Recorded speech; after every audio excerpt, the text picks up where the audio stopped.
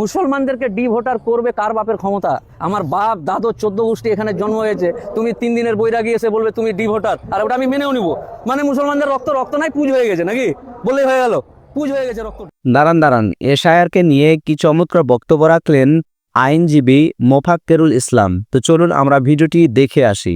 উকিল মানুষ ইলেকশন কমিশনকে, ভারতের নির্বাচন কমিশনকে পরামর্শ দিচ্ছি, সুপরামর্শ ফ্রিতে একজন আইনজীবী হিসাবে, যে এই যে ফুল স্টপ আর আকার একার নিয়ে মুসলিমদের নাম বা জনসাধারণের নাম বাদ দেওয়া হচ্ছে, এটা যদি কোনো কারণে এই লিস্ট থেকে এরা বাদ যায় তাহলে সামলাবেন ভাই আপনারা আপনাদের। কারণ কেউ যদি এখানে 70 বছর ধরে 150 বছর ধরে আছে, জন্ম মৃত্যু এখানেই, আর তাকে যদি তুমি ফুল স্টপের জন্য বা আকার একারের জন্য নাম বাদ দেওয়ার চেষ্টা করো, আলী আর রহমান আর উমুক আর তুমুকের জন্য, তাহলে তুমি বুঝবে আমাদের কিছু করার নেই। কমিশনকে কিন্তু এর দায় নিতে হবে ইমিডিয়েট।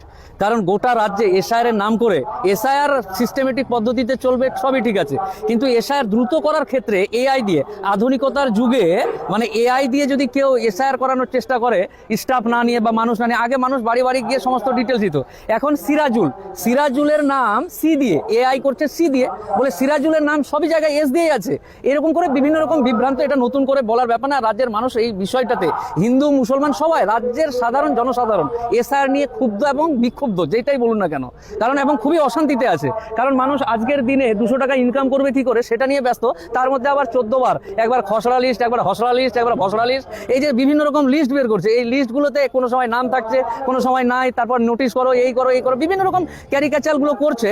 এটা কিন্তু ইলেকশন কমিশনকে, রাজ্যের যে বর্তমান পরিস্থিতি, এই পরিস্থিতির ক্ষোভ প্রত্যেকটা মানুষের মধ্যে, ক্ষোভ কিন্তু একটা আছে, এই ক্ষোভ যদি ফাটে তাহলে কিন্তু ইলেকশন কমিশনকে তার দায় তাকেই নিতে হবে, এটা সাধারণ মানুষের দায় না। মুসলিমদেরকে টার্গেট করা হচ্ছে, বা এই যে সংবাদ প্রতিদিনে একটা খবর বেরিয়েছে, 17 জানুয়ারি সংবাদ প্রতিদিন, ওখানে খবর বেরিয়েছে যে রাজস্থানে বিজেপি মুসলমানের যেন নাম বাদ দেয় এর জন্য চাপ দিয়েছে বলে বিএলও যারা এটার দায়িত্বে আছে, সে আত্মহত্যার মতো পরিস্থিতি বা আত্মহত্যা করতে গেছিল। তো এরকম পরিস্থিতি হচ্ছে, এগুলো রাজনৈতিক ব্যাপারটা হচ্ছে, সরকার চলবে নির্দিষ্ট সিস্টেমে বা সংবিধানকে মেনে, নিঃসন্দেহে এটা হবে না কেন?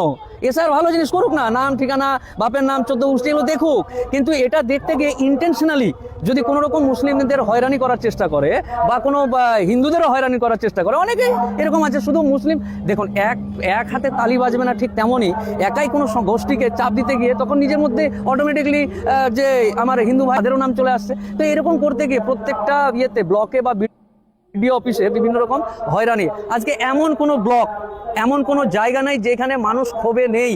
প্রত্যেক দিন হাজার হাজার মানুষ, কোটি কোটি মানুষের নাম বাদ দেওয়ার কথা বলছে। এর আগে একজন গবেষক মানিক ফকির বলে তারা বলতো, তখন আমরা ভাবতাম যে মনে হয় পাগলের মতন প্রলাপ বকছে, কিন্তু না, পরবর্তীতে দেখা গেল এসআইআর এর উদ্দেশ্য এবং এসআইআর যে ইন্টেনশনালি যখন কোনো একটা ধর্মকে টার্গেট করবে এবং এটা থেকে ভোটার কার্ড বাদ দিয়ে ডি ভোটার করে সামগ্রিক দিক থেকে দাস বানানোর চেষ্টা করবে, আর মানুষ এটাকে মেনে নিবে।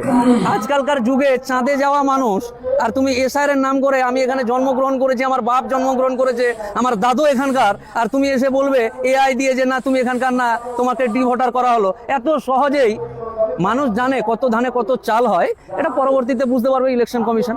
আপনি কি বলছেন আন্দোলনের তীব্রতা অলি গলি থেকে শুরু করে এলাকা, পাড়া, প্রতিবেশী থেকে শুরু করে ব্লক, জেলা, রাজ্য, দেশ, এই আন্দোলন সামলাতে পারবে কিনা তার জন্য প্রস্তুত থাকুক।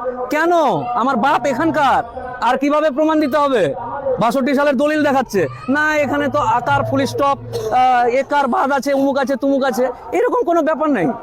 আমার একটা ফুল স্টপ কোথায় ছুটে গেছে, আগের দিনে কি হতো, জনগণনার সময় একটা লোক বাড়িতে এসে কাগজ নিয়ে বসলো, হ্যাঁ রে তোর বাপ কোথায় রে, অমুক জায়গায়, তোর বাপের নাম কি, অমুক, এই বলে দিল, ওইটাই লিখে নিয়ে চলে গেছে। এখন কাগজপত্র এবং এর যুগে তুমি যদি ফুল স্টপ আর আকার একারের জন্য নাম বাদ দাও, তো বাবা তুমি তৈরি থাকো ইলেকশন কমিশন। হুমকি দিচ্ছি না, বাস্তবতাটা।